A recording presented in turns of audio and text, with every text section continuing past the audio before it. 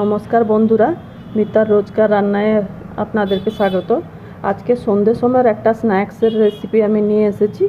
এটা veg finger role. তার জন্য কি কি লাগছে দেখুন।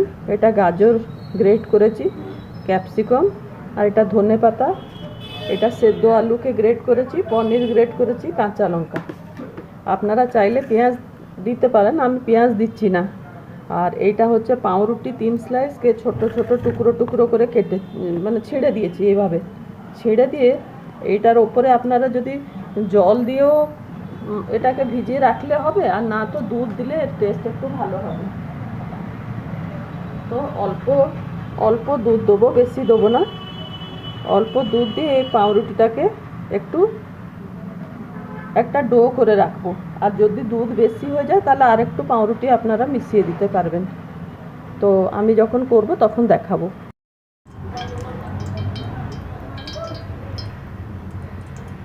এবারে আগে পুরটাকে তৈরি করে দিই।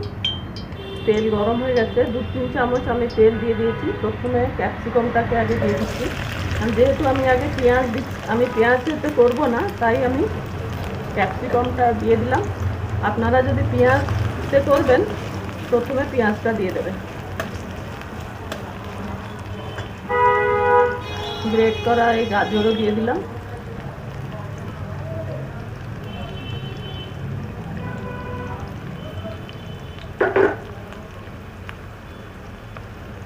আর এই কাঁচা লঙ্কা দিয়ে দিচ্ছি।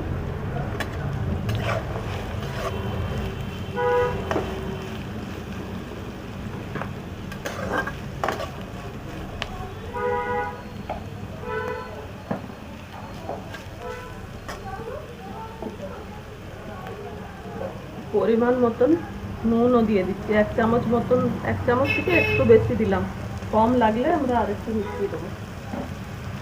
এবারে এটাকে একটু কাঁচা কাঁচা যেটা রয়েছে একটু ভাজতে ছেড়ে দিচ্ছি। এটা ঢাকা দিয়ে দিয়ে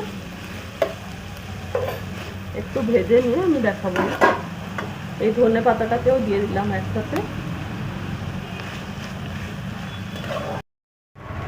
ক্যাপসিকাম আর গাজরটা নরম হয়ে গেছে, সামান্য একটু হলুদ দিলাম এতে।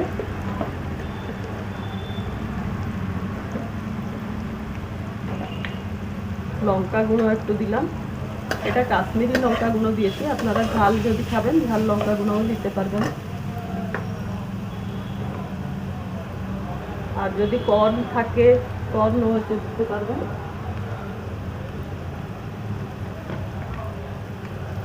এটা ধনে গুঁড়ো 2 চামচ দিলাম। গ্যাসটাকে সিম করে দিয়ে এবারে আলু আর ছানাটাকে দিয়ে দিচ্ছি।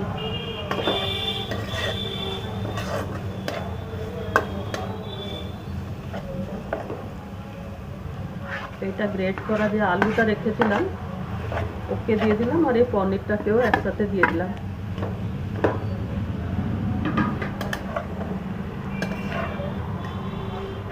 একে একসাথে ভালো করে মিশিয়ে দিয়ে আপনাদের কাছে যদি চাট মশলা থাকবে, আমচুর পাউডার যেটা একটা, এটা আমি চাট মশলা 1 চামচ এতে দিলাম।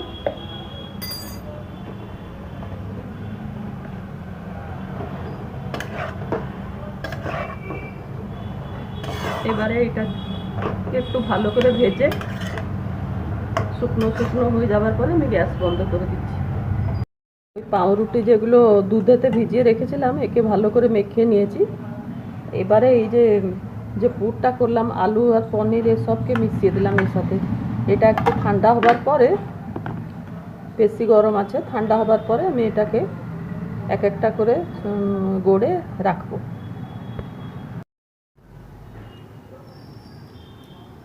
এই ডোটাকে এইভাবে আঙ্গুলের মতন শেপ করে একটু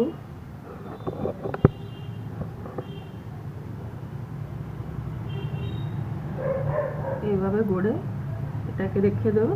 তারপরে এইটা হচ্ছে ময়দা, একটু জল দিয়ে আর একটু নুন দিয়ে আমি এটাকে গুলিয়ে রেখেছিলাম। এই ময়দার পুরো ভালো করে মিশে যাবে। মিশে যাওয়ার পরে এইটাকে একটাকে ডুবিয়ে দিয়ে,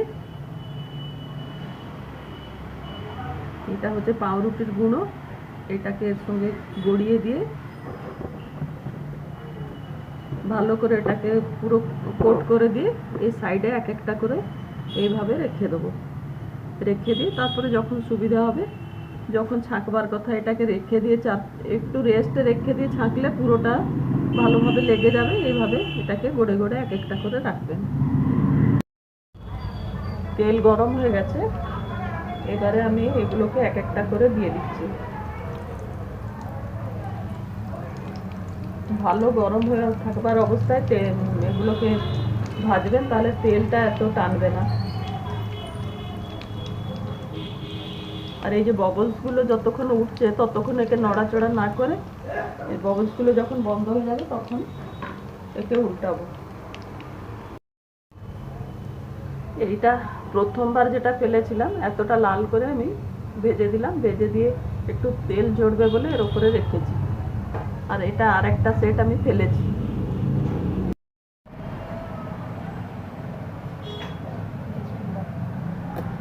আমার ভেজ ফিঙ্গার রোল খাবার মতন রেডি হয়ে গেল। একবার আপনারাও এইভাবে করে সন্ধ্যের সময় আপনারাও খেয়ে দেখুন।